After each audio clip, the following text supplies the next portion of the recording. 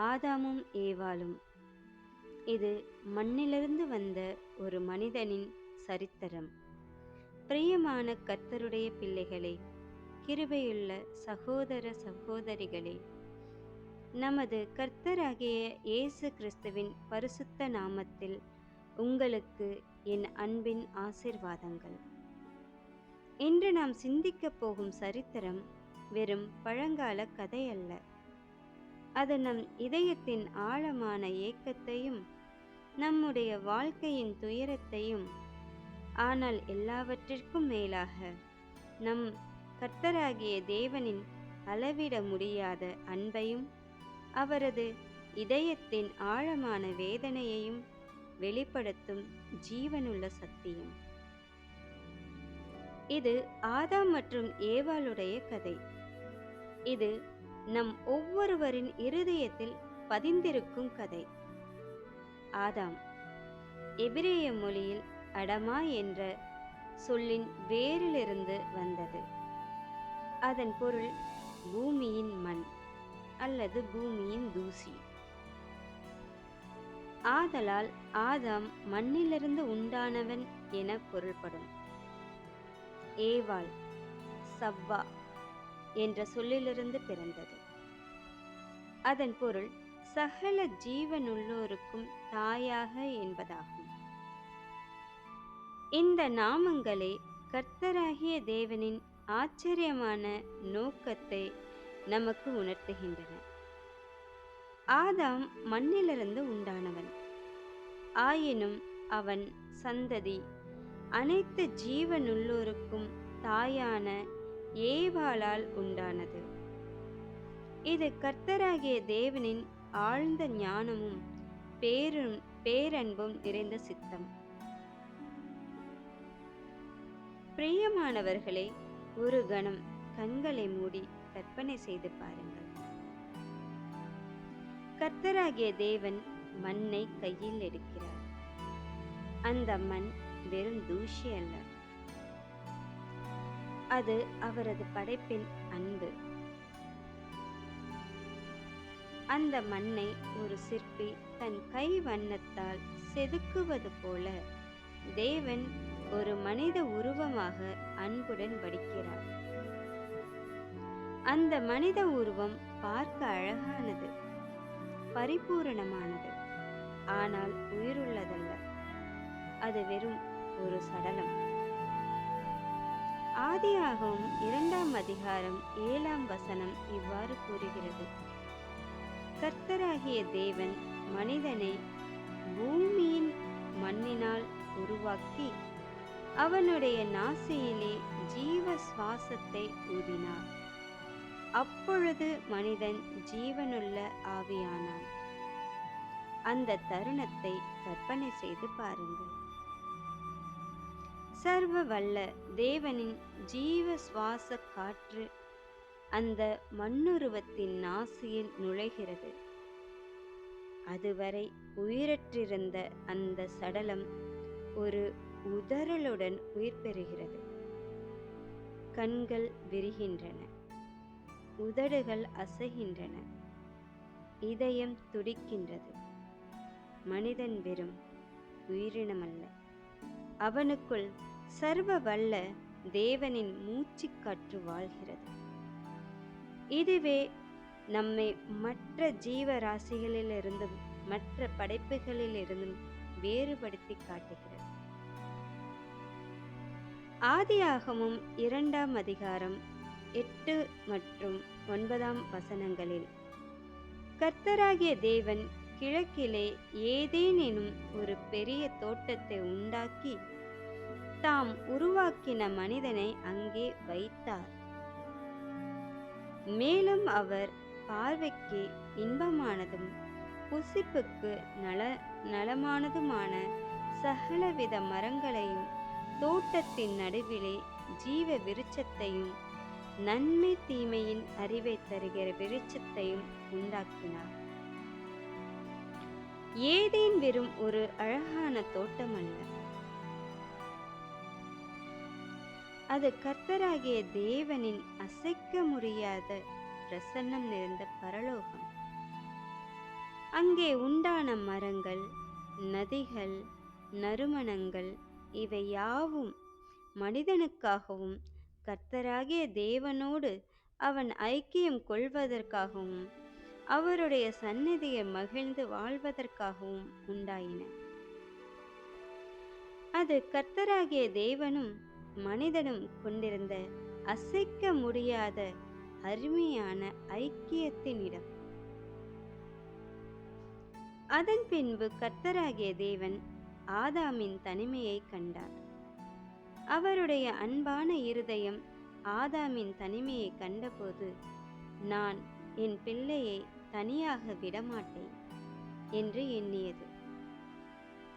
மனிதன் தனிமையாயிருப்பது நல்லதல்ல, அவனுக்கு ஏற்ற துணையை தருவேன் என்றார். ஆதியாகமம் 2ஆம் அதிகாரம் 21 மற்றும் 22ஆம் வசனங்களில் கர்த்தராகிய தேவன் ஆதாமிற்கு ஆழ்ந்த நித்திரையை வரச் செய்தார். அவன் உறங்கும்போது அவன் விலா எலும்புகளில் ஒன்றை கொண்டு அதன் ஸ்தானத்தை சதைப்பற்றால் மூடினார். கர்த்தராகிய தேவன் மனிதனிடமிருந்து எடுத்த விலா எலும்பினால் ஒரு ஸ்திரீயை உண்டாக்கி அவளை மனிதனிடத்திற்கு கொண்டு வந்தார். ஏவாள் ஆதாமின் தலையிலிருந்து உண்டாக்கப்படவில்லை, எனவே அவள் அவனை ஆளக்கூடாது. அதுபோல அவனுடைய காலிலிருந்தும் உண்டாக்கப்படவில்லை, எனவே அவன் அவளை மிதிக்கக்கூடாது. மாறாக அன்பானவர்களே, அவள் அவன் இருதயத்திற்கு அருகாமையிலுள்ள விலா எலும்பிலிருந்து உருவாக்கப்பட்டாள். அவனுக்கு சமனான துணைவியாக அன்பிலும் நெருக்கமான ஐக்கியத்திலும் உருவாக்கப்பட்டவள். இந்த அழகான சரித்திரம் ஒரு இருண்ட திருப்பத்தை அடைகின்றது. ஆதியாகமம் 3ஆம் அதிகாரம் 1ஆம் வசனத்தில் கர்த்தராகிய தேவன் உண்டாக்கின காட்டு ஜீவ ஜந்துக்களிலெல்லாம் சர்ப்பமானது மிகவும் தந்திரமுள்ளதாய் இருந்தது. அந்த சர்ப்பத்தில் ஒளிந்திருந்தவன் பிசாசானவன், அதாவது பரலோகத்திலிருந்து கீழே தள்ளப்பட்ட அந்த பொய்யின் பிதாவாகிய சாத்தான். அவன் தன்னுடைய பிரதான ஆயுதமான வஞ்சகத்தினால் ஏவாளை அணுகினான். சாத்தான் ஏவாளை பார்த்து, தோட்டத்தில் உள்ள சகல மரங்களின் கனிகளையும் நீங்கள் புசிக்க வேண்டாம் என்று தேவன் சொன்னாரோ என்று கேட்டான். கவனியுங்கள், கர்த்தராகிய தேவன் என்ன சொன்னார்? நீ நன்மை தீமை அறியத்தக்க விருட்சத்தின் கனியை புசிக்க வேண்டாம், அதை நீ புசிக்கும் நாளில் சாகவே சாவாய். ஆனால் சாத்தான் உண்மையை திரித்து சகலத்தையும் புசிக்க வேண்டாமோ என்று கேட்டான். ஏவாளுக்குள் ஒரு சிறு சந்தேகம், ஒரு பேராசை, ஒரு சின்ன ஆதிக்கம் அந்த நொடிக்குள் நுழைந்தது. சாத்தான் சொன்னான், நீங்கள் நிச்சயமாய் சாவதில்லை, நீங்கள் தேவனைப் போல் இருப்பீர்கள். ஏவாள் அந்த கனியை பார்த்தாள். அது கண்களுக்கு இன்பமாகவும் ஞானத்தை தருவதாகவும் இருந்தது. அந்த துயரமான தருணத்தில் அவள் கர்த்தராகிய தேவனின் வார்த்தையை விட சாத்தானின் பொய்யை நம்பினாள். அவள் அதை எடுத்து புசித்தாள், தன்னுடைய புருஷனுக்கும் கொடுத்தாள், அவனும் புசித்தான். இதுவே மனிதனுடைய ஆதி பாவம். முதலாம் பாவம் செய்தான். அந்த வினாடி அவர்களின் கண்களில் இருந்த அப்பாவத்தன்மை மறைந்தது.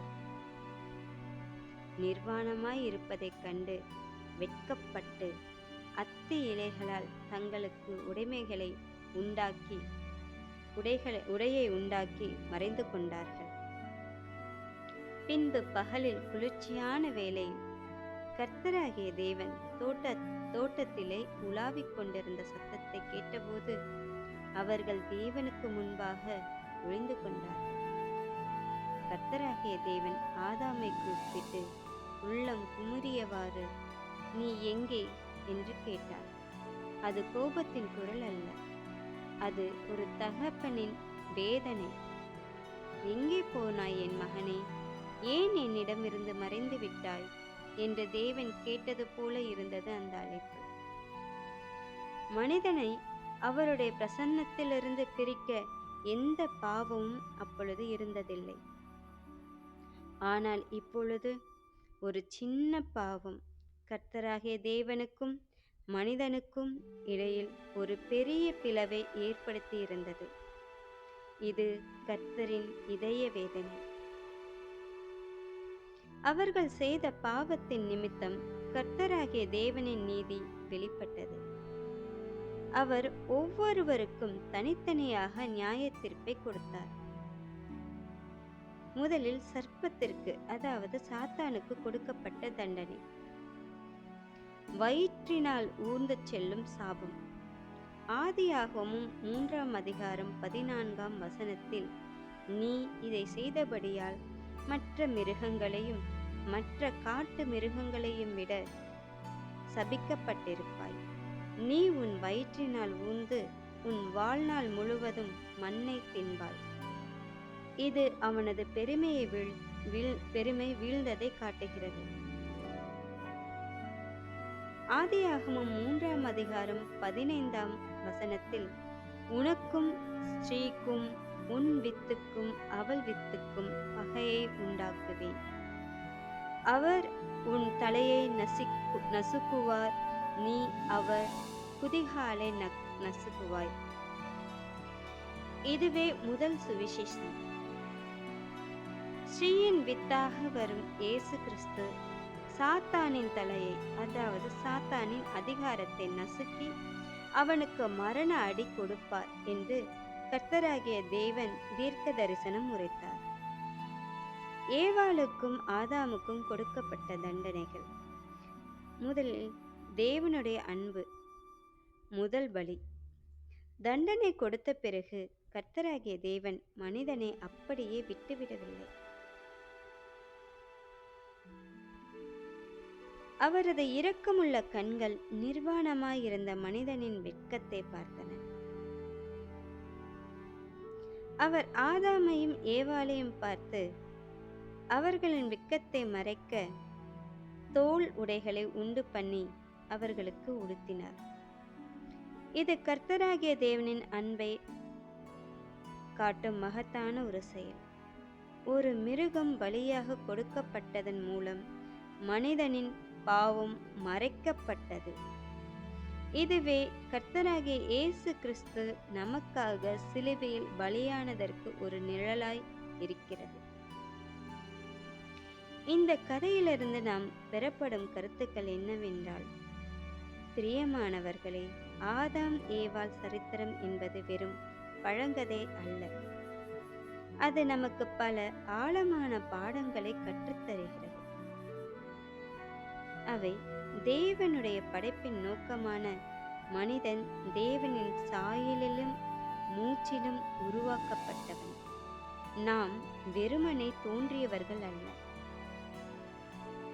தேவனுடைய அன்பான கரங்களால் உருவாக்கப்பட்டவர்கள். நம்முடைய தனித்துவமும் மதிப்பும் தேவனால் கொடுக்கப்பட்டவை. தேவனுடைய பிரசன்னத்தின் முக்கியத்துவம் என்னவென்றால், பாவம் தேவனோடு நாம் கொண்டிருந்த அருமையான ஐக்கியத்தை அழித்துவிட்டது. நாம் பாவத்தில் வாழும்போது தேவனுடைய சந்நிதியிலிருந்து மறைந்து கொள்ள விரும்புகிறோம். ஆனால் அவருடைய சத்தத்தை கேட்டு நம்மை அவரிடம் ஒப்பு கொடுப்பதுதான் உண்மையான சமாதானம். இது சாத்தானின் வஞ்சகம் என்னவென்றால், சாத்தான் நேரடியாக பொய் சொல்லாமல் தேவனுடைய வார்த்தையை திரித்து நம்முடைய ஆசைகளையும் பெருமையையும் தூண்டுகிறான். அவனுடைய வஞ்சகங்களுக்குள் நாம் விழுந்து விடாதபடி தேவனுடைய வார்த்தையில் நாம் உறுதியாக நிலைத்திருக்க வேண்டும். பாவத்தின் விளைவு என்னவென்றால், பாவம் என்பது ஒரு சின்ன தவறு அல்ல. அது நம்முடைய வாழ்க்கையில் துக்கத்தையும் வேதனையையும் வியர்வையையும் இறுதியாக மரணத்தையும் கொண்டு வருகிறது. பாவம் தேவனுக்கும் மனிதனுக்கும் இடையில் ஒரு பெரிய பிளவை உருவாக்குகிறது. தேவனுடைய இரக்கமும் மீட்புக்கான திட்டமும் மனிதன் பாவம் செய்த பிறகு தேவன் அவர்களை அப்படியே விட்டுவிடவில்லை. தன் இதய வேதனையோடு ஒரு மிருகத்தை பலியிட்டு அவர்களின் நிர்வாணத்தை மூடினார். இதுதான் முதல் பலி. இதுவே நமக்காக பலியான இயேசு கிறிஸ்துவின் அன்பை முன்னறிவிக்கிறது. நம்முடைய பாவங்கள் மன்னிக்கப்பட இரத்தம் சிந்துதல் தேவைப்பட்டது. நம்பிக்கையான அழைப்பு என்னவென்றால், இன்று நாம் அனுபவிக்கும் துக்கங்கள், வியர்வைகள், மரணம் இவை யாவும் வீழ்ச்சியின் விளைவுகளே. ஆனால் கர்த்தராகிய தேவன் ஒருபோதும் நம்மை கைவிடவில்லை. நம்முடைய மீட்பராகிய இயேசு கிறிஸ்துவின் மூலமாக நம்முடைய பாவங்கள் மன்னிக்கப்பட்டன. நம்முடைய வெட்கம் நீக்கப்பட்டது. தேவனுக்கும் நமக்கும் இடையேயான பிளவு மூடப்பட்டது. இப்பொழுது அனைவரும் ஜெபம் பண்ணுவோம். பரிசுத்தமும் நீதியும் உள்ள எங்கள் பரமபிதாவே, கர்த்தாவே, நீர் எங்கள் வாழ்க்கையின் தொடக்கம். உம்முடைய ஜீவ சுவாசத்தினால் எங்களை ஜீவனுள்ள ஆவியாக உருவாக்கினீர். ஆனால் நாங்கள் உம்முடைய கட்டளையை மீறி பாவம் செய்து உமது பரிசுத்த சாயலை இழந்தோம். எங்கள் வாழ்வில் துக்கமும் வேதனையும் வியர்வையும் மரணமும் வந்தது. உமது சந்நிதியிலிருந்து எங்களை நாங்களே மறைத்து கொண்டோம். ஆனாலும் உமது அன்பு குறையவே இல்லை. எங்களை நீர் ஒருபோதும் கைவிடவில்லை. பாவத்தினால் உண்டான காயங்களுக்கு நீர் இரட்சகரை வாக்கு பண்ணினீர். சாத்தானுடைய தலையை நசுக்க இயேசுவை அனுப்பினீர். சிலுவையில் இயேசு சிந்திய இரத்தம் எங்களின் எல்லா பாவங்களையும் கழுவி சுத்திகரித்தது. இந்த ஆதாமனுடைய கதையை நாங்கள் கேட்டபோது எங்களின் பலவீனங்களையும் தோல்விகளையும் நாங்கள் கண்டோம். ஆனால் அதே சமயம் உமது கருணையின் ஆழத்தையும் உமது அன்பின் மகத்துவத்தையும் நாங்கள் புரிந்து கொண்டோம். கர்த்தாவே, எங்கள் பாவங்கள் இருதயத்திற்கு எவ்வளவு வேதனையை கொடுத்திருக்கும் என்பதை இப்பொழுது உணர்கிறோம். உம்முடைய வாக்குத்தத்தமே எங்களுக்குள் நம்பிக்கையை ஏற்படுத்துகிறது.